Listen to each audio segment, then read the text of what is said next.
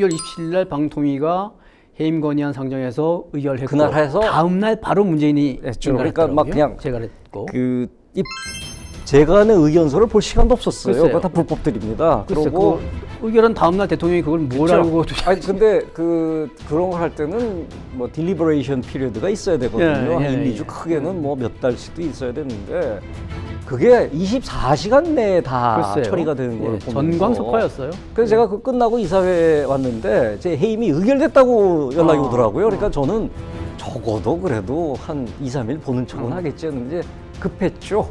그리고 유명한 얘기가 제가 그걸 다 녹음을 했거든요, 몰래. 예. 예, 그래서 그 녹음이 다 지금 공개가 되고 녹취록이 공개가 됐는데 예. 정말 너무 재밌습니다. 아하. 봉숭아학당보다 더한. 그래서 그 과정에 대해서는 뭐 이호송 방통위원장이나 허욱 방통위 부위원장이 잘못된 거다. 그냥 뭐 다 인정을 해야 되는. 근데 재밌는 게 제가 쉬는 시간에도 그거를 두고 나갔는데 쉬는 시간에 제가 없으니까 자기네들이 불법적으로 작전 짜고 뭐 이미 다 결정된 거니까 빨리 끝내세요. 뭐 막 이런 것까지 다 녹음이 됐는데. 근데 그 친구들은 왜 그렇게 급했던 거예요? 아니 그러니까 빨리 그 해야 되는 게 지방선거가 있고 그다음에 동계올림픽이 있어가지고 동계올림픽을 자기가 올려놓은 사장과 이사장으로 치르고 싶었고 사장을 바꾸는 데 있어서는 이사수가 지금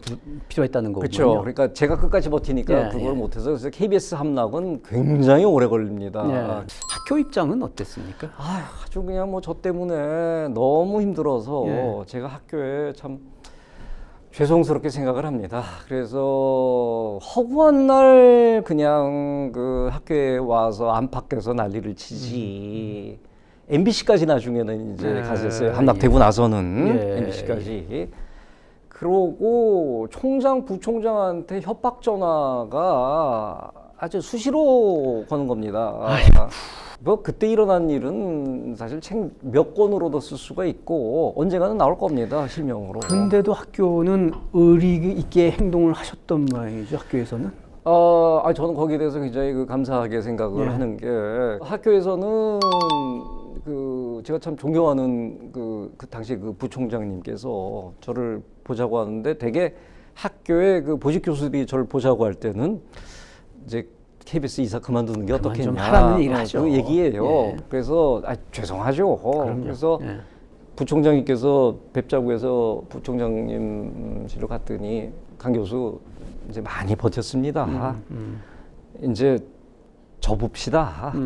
학교도 너무 어렵고 그러니까 KBS 이사 그거 그냥 사표 내고 그거 뭐 어차피 쟤네들이 그거 장악할 건데 몇 달 더 버텨서 본인도 힘들고 그래서 제가 잘 알고 있습니다. 그리고 제가 학교에 너무나 많은 그 고통을 지금 안기고 있기 때문에 제가 학교에 사표를 내겠습니다. 그리고 학교에 사의를 표명을 했었어요.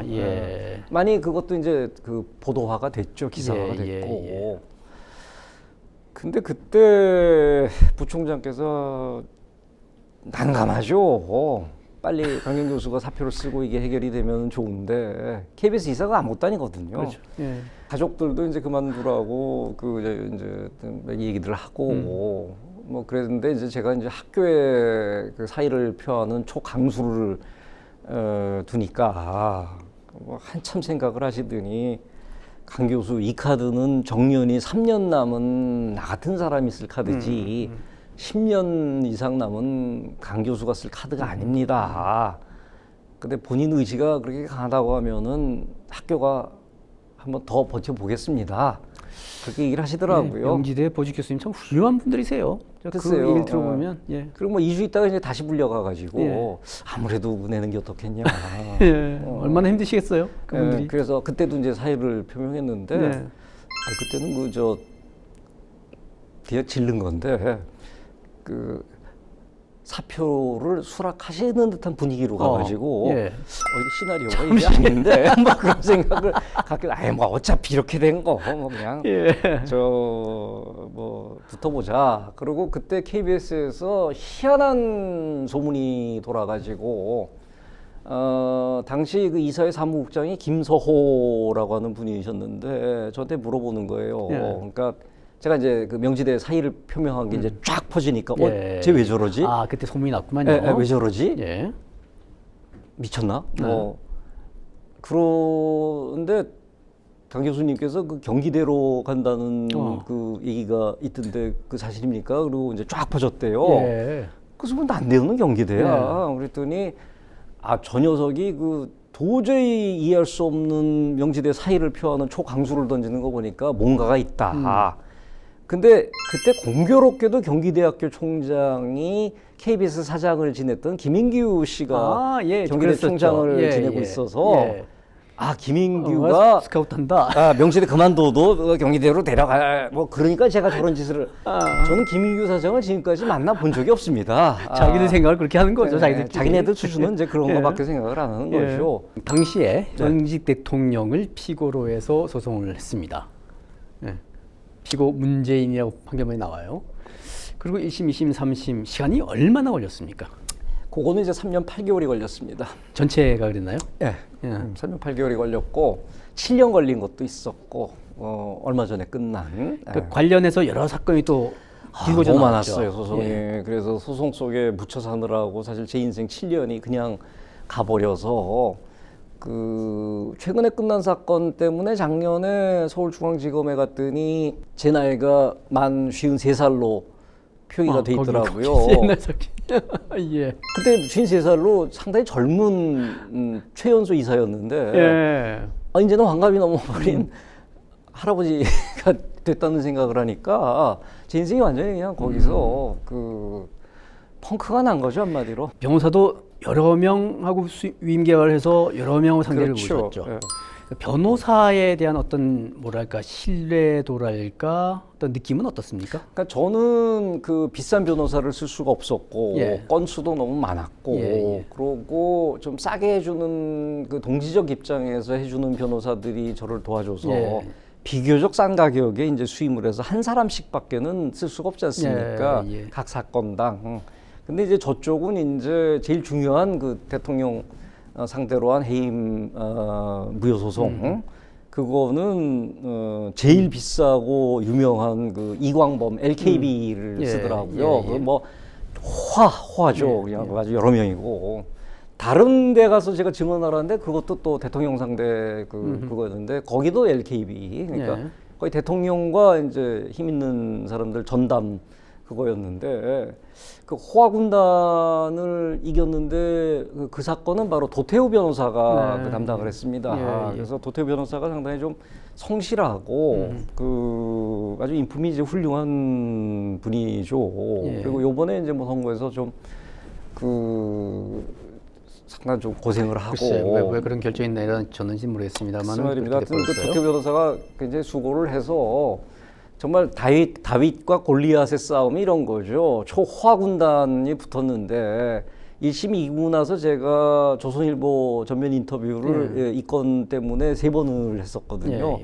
그러니까 1심 이길 때마다 이제 2심 이길 때마다 하고 사설도 굉장히 많이 나오고 그랬는데 1심 이기고 나서 그 얘기가 나왔어요. 그래서 상대 변호사가 누구였냐? 그래서 이광범과 LKB였는데 당시 초대 공수처장 후보로 거론이 될 때입니다. 그래서 제가 직격탄으로 제가 좀 직설적이지 않습니까? 그래서 공수처장 1순위 후보로 오르내리는 사람이 대통령 뒤치다거리나 하는 게 이게 되겠냐. 그러고 사실은 이건 이길 수가 없는 게임이라고 판단이 됐는지 1심에 지고 나서는 철수를 하더라고요. 그러고 나서는 이제 그 공직에 있는 사람들 변호를 하는 정부 법무공단 법무공단인가요? 거기서 이제 그 팀장 이하 또 여러 명이 또 붙어가지고 그러니까 뭐 저는 뭐 언제나 1대 7, 뭐 1대 6 뭐 이런 그거를 했고 그래서 2심을 이기고 나서 설마 3심까지 가더라고요. 근데 그때 주심 대법관과 이 부가 보니까 다 문재인 대통령이랑 친한 사람들이고 그래서 야 이거 어떻게 될지 모르겠다. 뭐 그랬는데 대법까지 가서 이긴 사건이 제가 좀 있는데요. 공교롭게도 대법관들이 그 저 문재인 대통령이랑 예. 친한 사람들이 됐는데 그 사람들이 보기에도 이건 더 끌면은 더 창피를 당하니까 심리 불속행 기각이라고 해서 저는 그게 처음에 뭔지 몰랐어요. 그랬더니 심리할 필요 없이 그냥 끝내자라고. 그러니까 더 끌면 더 창피 당하니까 그냥 끝내자. 예, 1심, 2심 결론은 동일하니까 예. 더 이상 갈 거 없다는 갈 거 없다. 거죠. 그리고 그 법리적으로나 이제 뭐나 그 걔네들이 주장했던 예. 그 사유들이 이제 전부 다 그 무효화가 돼버리는 그게 돼 있으니까. 이 사건이 이렇게 진행되는 동안 부인은 말리지 않으셨나요? 아유 말렸죠. 그리고 제가 이제 공초가로 유명한데. 예. 그 너무 잘 견디어내 주더라고요. 아, 예. 그리고 그때 큰 아들은 군대를 갔다 와서 집에 있을 때고 예. 둘째는 군대를 가기 직전이었습니다. 아, 예. 그런데 걔네들 집 앞에서 막 그 아이고. 사진 찍어서 막 뿌리고 예. 그러니까 뭐 마음에 상처가 있었겠죠. 그 정도로 잔인하고 야비합니다. 예. 그건 이제 또 나중에 조선일보 쪽에 알렸더니 조선일보가 와서 취재를 해서 이제 또 그게 더 알려지게 되고 그랬는데 뭐 남편이 그런 뜻을 갖고 그 또 제 성격을 아니까 그리고 또 저희 집안의 또 성격을 잘 아니까 잘 참아주다가 제가 이제 해임되고 나서 28년 1월 초에 이제 최종 해임 확정이 되거든요.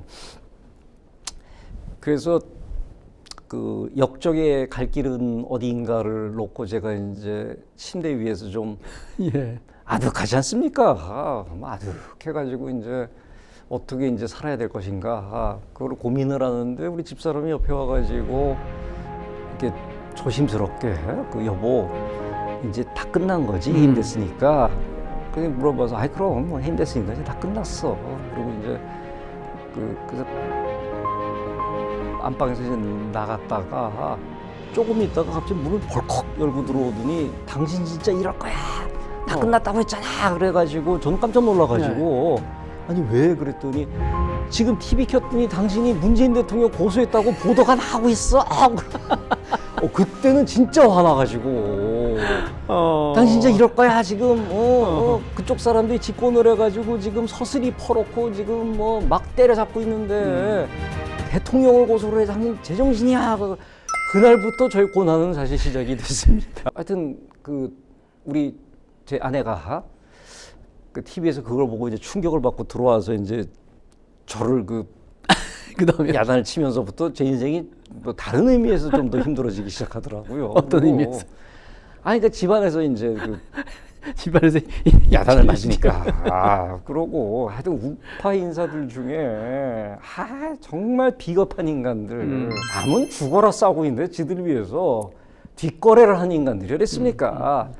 뭐 누구인지는 얘기하지 마시고요. 자, 이제 현재는 EBS 이사 맡고 계시죠. 네네. 활동 공간이 좀 너무 작다는 느낌입니다. 아니 뭐 저는 근데 이제 한국 교육 방송을 또 워낙 좋아하고 그리고 평생 교육자로 살았지 않았습니까? 제가 학교를 떠난 적이 없었어요.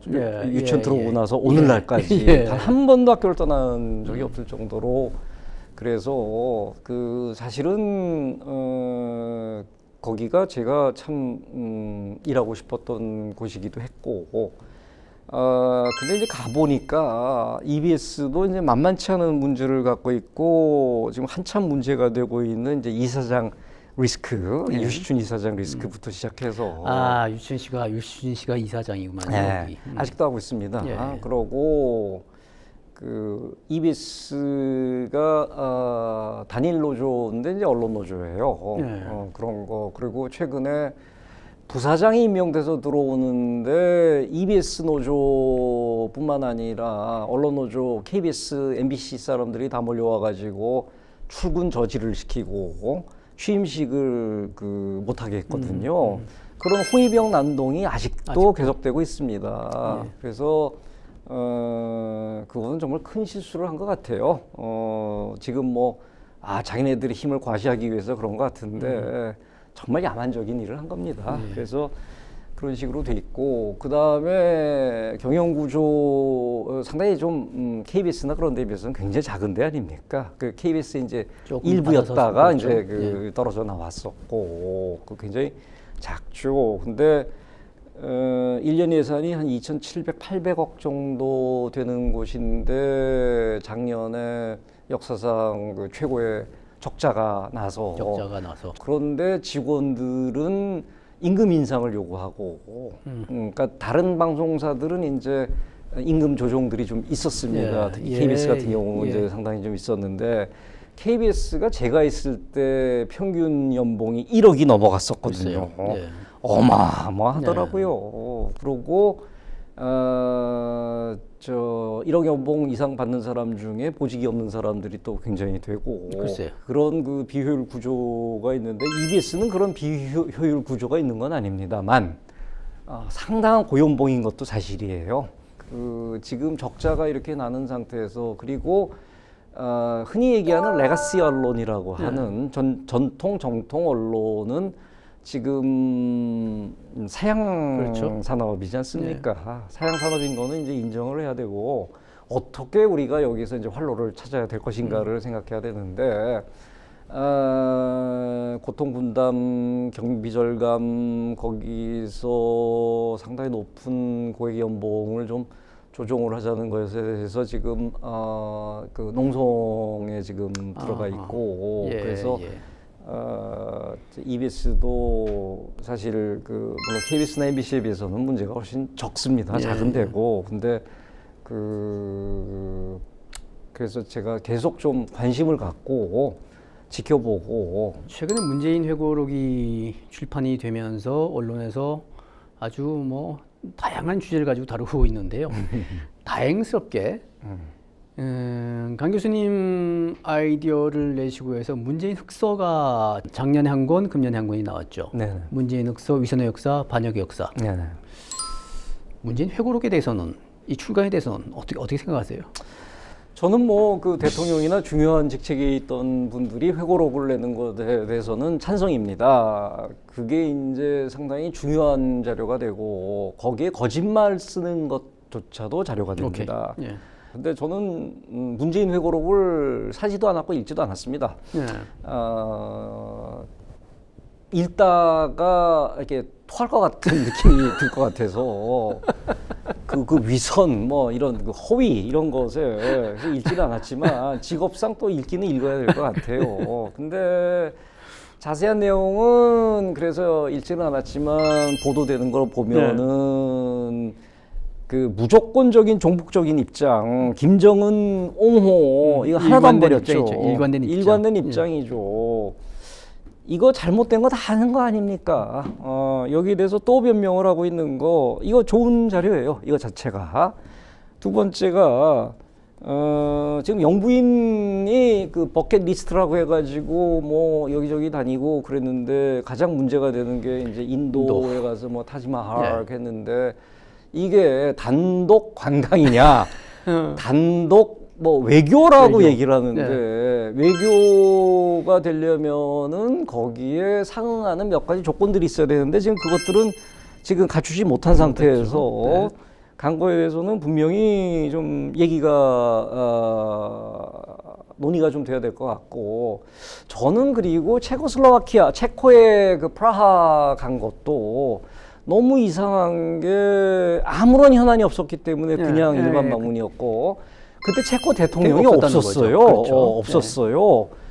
그래서 가서 뭐 왜 갔냐 그랬더니 뭐 어디로 가는데 이거 경유해서 가는데 뭐 그냥 갔다 했는데 아니, 경유를 그 체코를 통해서 간다는 거는 사실 좀 넌센스고 그 비투스 성당에서 뭐 그 영부인께서 뭐 여보 어디 갔어 그러고 뭐 뛰어 나오는 뭐 그 장면 유명한 장면 막 그걸 했는데 그때 더 웃긴 게 이게 졸속으로 됐다라고 하는 것을 좀 어디서 느꼈냐면은 공식적으로 체코슬로바키아 방문이라고 한 거예요. 한국 정부가. 용어 자체가 잘못된 게 잘못됐죠. 체코슬로바키아가 체코와 슬로바키아로 분리 독립된 게 도대체 수십 년 전인데 그렇죠.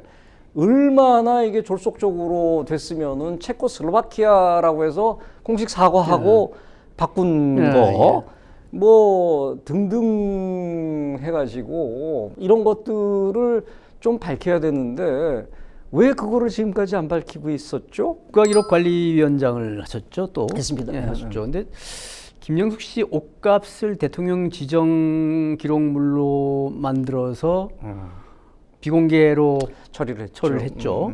그게 가능합니까? 가능할 수는 있는데 이게 문제가 됐을 경우에 이 돈의 출처가 어떻게 됐고 뭐 등등등등 그러면은 그것은 그 성역이 아닙니다. 거기에 대해서는 성역이 아닙니다. 건강은 어떠세요? 그동안 이 투쟁 기간 동안 이 재판이 하나만 있어도 몸에 가시가 박혀 있는 느낌이라는 얘기를 해요. 그래서 그 끊임없이 괴로워지고 점점 그 환웅의 정도가 깊어지는 것인데 몇십 건을 지금 처리를 하셨단 말이에요. 더구나 대통령을 상대로.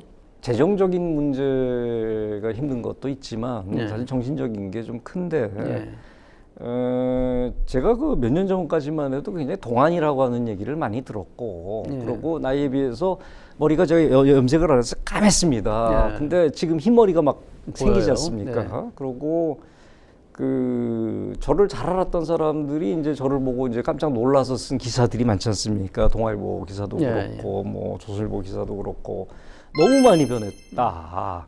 뭐 저희 아버님이 이제 78kg에서 45kg 된 것만큼은 아니지만 저도 그 많이 변했다고 그러더라고요. 그러니까 많이 사갔다는 얘기죠. 그래서 아주 직설적으로 너무나 많이 좀 사갔다 그런 표현을 이제 쓴 기자분들도 있고 그랬는데 사실 뭐 몸이 안 상할 수는 없죠. 건강이 안 좋아질 수밖에 없고 그래서 내가 왜 이 미친 짓을 했을까라는 후회가 요즘 들어서 좀 들기도 해요. 그때는 그냥 뭐 2판 4판 그랬으니까. 그리고 나서 과연 제가 그렇게 희생한 게 큰 결과물을 낳았냐 하면은 아직도 방송은 언론 노조에 의해서 장악된 그게 많고 그게 또 풀려갈 기미는 보이지 않고 자신들의 잘못은 또 인정을 안 하고 왜 제 케이스를 자꾸 이렇게 이용을 하면서 자기들이 거꾸로 하는지 양심 있으면 사람들이 그러면 안 되는 거거든요. 그래서 건강은 상당히 안 좋아졌는데 근데 제가 좀 하나 독특한 것은 막 너무 스트레스가 쌓이고 그러면 밥을 못 먹고 잠을 못 자고 그런 게 일상적인데 저는 오히려 밥을 너무 먹고 너무 많이 자는 걸로 다행이네요. 하다 보니까 그것도 안 좋다고 그러더라고요. 밥을 먹고 운동을 좀 하시고 그러고 자야 되는데 그걸 안 하니까 그래서 이제 한때는 몸무게가 이제 상당히 와서 좀 위험 수치까지 왔다가 그 일이 끝나니까 오히려 또 쫙 빠지더라고요. 그래서 이게 편차가 20kg가 나니까 지금 다시 좀 찾아가고 있는 와중입니다. 그런데 아직 갈 길은 멀고 참 우리 사회가 강 교수님한테 빚을 많이 지고 있습니다. 제가 종종 뭐 말씀드렸습니다만은 우리 사회가 강 교수님에게 빚을 많이 지고 있는데 그 7년의 기간 동안 한 단어로 얘기하면 그때 느낀 감상 7년의 기간을 한 단어로 말씀한다면 어떻게 될까요? 회한? 한국판 문화혁명의 시기였다. 문화혁명. 근데 아직도 끝나지 않았다. 온몸으로 문화혁명을 겪으셨고 아직도 still going on이란 말씀이시죠. 공감합니다. 오늘 참 좋은 말씀, 드라마틱한 말씀 잘 들었습니다. 감사합니다. 감사합니다. 홍승기가 묻고 그가 답하다. 강규영 교수님과의 문답은 여기까지입니다. 다음 시간에도 이 시대를 살아가는 그를 모셔서 의미 있는 질문을 던져보겠습니다. 감사합니다. 신군부 합수부에 의해 옥고치 든 강창성 전 보안사령관 명예회복 2024년 6월 10일 월간조선 기사입니다. 1980년 신군부 집권 당시 합수부에 불법 연행되었다가 2년 6개월간 옥고를 치렀던 강창성 전 육군 보안사령관에 대해 명예회복의 길이 열렸다. 진실 화해를 위한 과거사 정리위원회는 5월 30일 강창성 장군 사건에 대해 신군부에 의해 사회정화 등의 명목으로 전 해운항만청장 강창성이 합수부 수사관들에 의해 강제 연행된 후 불법 구금된 상태에서 수사받은 중대한 인권 침해 사건이라고 규정짓고,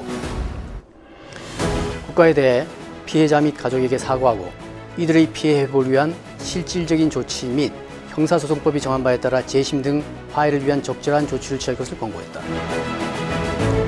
강 전 사령관은 신군부 집권 당시 유죄 판결을 받았다는 이유로 국립현충원에 안장되지 못했다. 유족들은 6.25 내내 소대장, 중대장, 대대장으로 전쟁을 치렀던 고인은 국립현충원 장군 묘역이 아니라 육사 동기와 부하들이 묻혀있는 6.25 전사자 묘역에 묻어달라는 유언을 남겼다고 전했다.